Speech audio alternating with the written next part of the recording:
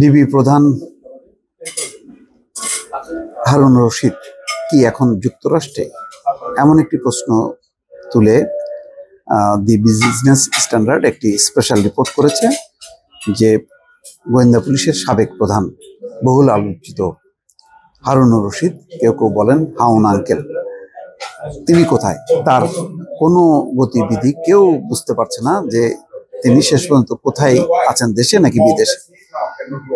Business standard একটা ছবি প্রকাশ করেছে, সেখানে তারা বলছে যে এটা যুক্তরাষ্ট্রে তিনি অবস্থান করছেন। তো তার সম্পর্কে একটা বেশ নাটকীয় রিপোর্টও, যে ৫ তারিখে কি অবস্থায় ছিলেন তিনি। বলা হচ্ছে দুপুর ২:৩০টার সময় জনতার ঢল গণভবনে ঢুকে পড়লে হারুন রশিদ ওয়াকি টকিতে গণভবন প্রোটেকশন বিভাগের সদস্যদের অ্যাকশনে যেতে বলেন, কিন্তু ওয়াকি টকির অপর প্রান্ত থেকে আর কোনো উত্তর আসেনি। ক্লোজ সার্কিট ক্যামেরায় জনতাকে গণভবনে ঢুকতে দেখে হারুন রশিদ ধপাস করে চেয়ারে বসে পড়েন। এরপর দীর্ঘক্ষণ তিনি আর কোনো কথা বলেননি।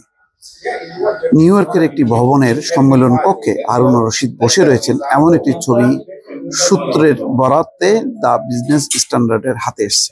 একটা সূত্রের বরাতে বিজনেস স্ট্যান্ডার্ডের হাতে এসছেন যে তিনি একটি সম্মেলন কক্ষের ভেতরে বসে আছেন। ছাত্র জনতার অভ্যুত্থানে গত ৫ই আগস্ট আওয়ামী লীগ সরকারের পতনের প্রায় ২ মাস পার হলেও এখনো গ্রেপ্তার হননি বিক্ষোভ দমনে গুলি ছুটতে নির্দেশ দেওয়া ঊর্ধ্বতন পুলিশ কর্মকর্তারা। তাদের মধ্যে সবচেয়ে বেশি আলোচনায় আছেন ঢাকা মহানগর পুলিশের গোয়েন্দা শাখার সাবেক অতিরিক্ত কমিশনার হারুন রশিদ। একটি সূত্র বলছে তিনি সেপ্টেম্বরের শেষের দিকে পুলিশ ও প্রশাসনকে ম্যানেজ করে দেশ ছেড়ে চলে গেছেন। ২০০৬ সালে ডিবি লটারি পেয়ে তার স্ত্রী মার্কিন যুক্তরাষ্ট্রের নাগরিকত্ব পান। সেই সূত্রে তারা নিয়মিত যুক্তরাষ্ট্রে যাতায়াত করতেন। মার্কিন যুক্তরাষ্ট্রের ভিসা থাকায় গণঅভ্যুত্থানের পর হারুন রশিদ নিউ ইয়র্ক স্টেটের লং আইল্যান্ডে পালিয়ে গেছেন বলে খবর পাওয়া গেছে। নিউ ইয়র্কের বাংলাদেশি কমিউনিটির কয়েকজনের সহায়তায় তিনি সেখানেই গোপনে অবস্থান করছেন বলে একটি সূত্র জানিয়েছে। সেখানকার একটি ভবনের সম্মেলন কক্ষে হারুন রশিদ বসে রয়েছেন, এমন একটি ছবি সূত্রের বরাতে বিজনেস স্ট্যান্ডার্ডের কাছে এসেছে।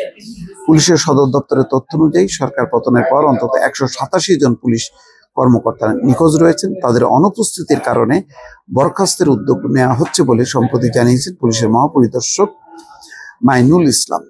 সাংবাদিকরা পলাতক পুলিশ কর্মকর্তাদের বিষয়ে প্রশ্ন করলে স্বরাষ্ট্র উপদেষ্টা সাংবাদিকদের তথ্য দিয়ে আহ্বান জানান। যাই হোক, হতে পারে যে তিনি এইভাবেই শেষ পর্যন্ত দেশ ছেড়েছেন। এরা জানতো যে এক সময় না এক সময় দেশ ছাড়তে হবে, এবং সেভাবেই তারা শেষ পর্যন্ত দেশ ছেড়েছে। পুলিশের আলোচিত মনিরুল, বিপ্লব সহ বেশ কিছু কর্মকর্তার কোনো হদিশ নেই। আর সবচেয়ে আলোচিত যে বেনজির আহমেদ, সে আগেই পালিয়েছেন।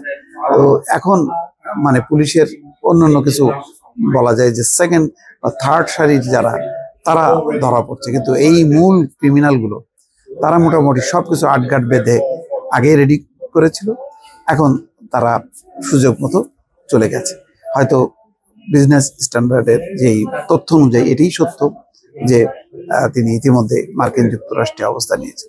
ফলে তাদেরকে অ্যারেস্ট করা, দেশে ফিরিয়ে আনা, বিচার করা, এটা একটু সুদূর পরাহত বলে অনেকে মনে করছেন। দর্শক ভালো থাকবেন, আল্লাহ হাফেজ।